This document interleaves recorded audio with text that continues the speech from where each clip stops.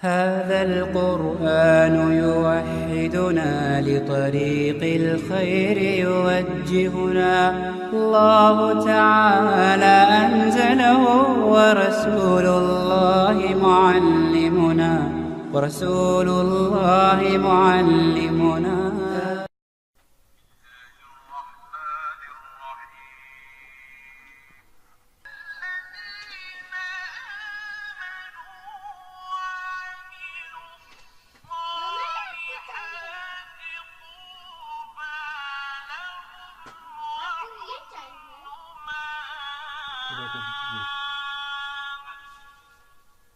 جو لوگ ایمان لائے اور عمل نیک کیے ان کے لیے خوشحالی اور عمدہ ٹھکانہ رکھو. صبح سے لے کر صبح کی نماز با جماعت پڑھو، اس کے بعد ذکر کرو، اور اس کے بعد اشراق پڑھو، سورۃ الکہف پڑھو.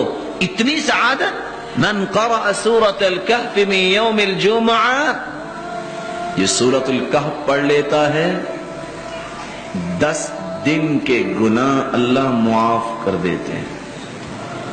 اور دوسری روایت میں آتا ہے کان لہ نورا یوم کان الاضاء لہ ما بین الجمعتین، 8 دن تک اللہ اس کے لیے روشنی کا بندوبست کر دیتا ہے، اس کا ہر عمل روشن بن جاتا ہے.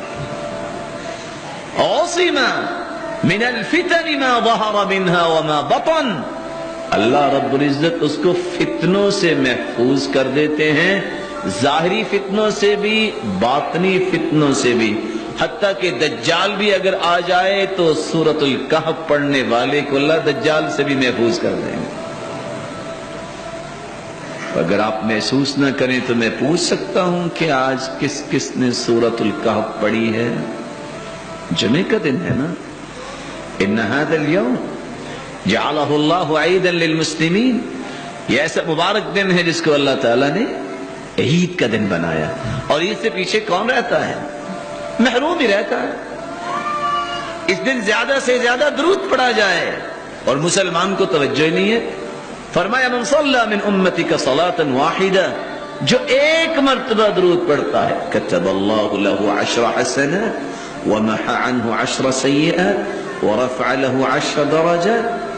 10 نیکیاں لکھی جاتی ہیں، 10 گناہ معاف ہو جاتے ہیں، 10 درجات بلند ہوتے ہیں. وصلی اللہ علیہ وملائکۃ 70 صلاة فلیقل عبد من ذلك او لیکثر.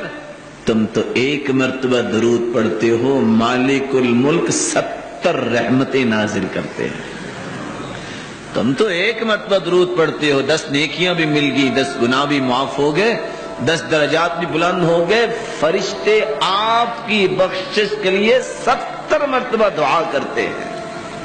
کتنی بڑی راحت ہے، اور مسلمان کو توجہ نہیں ہوتی.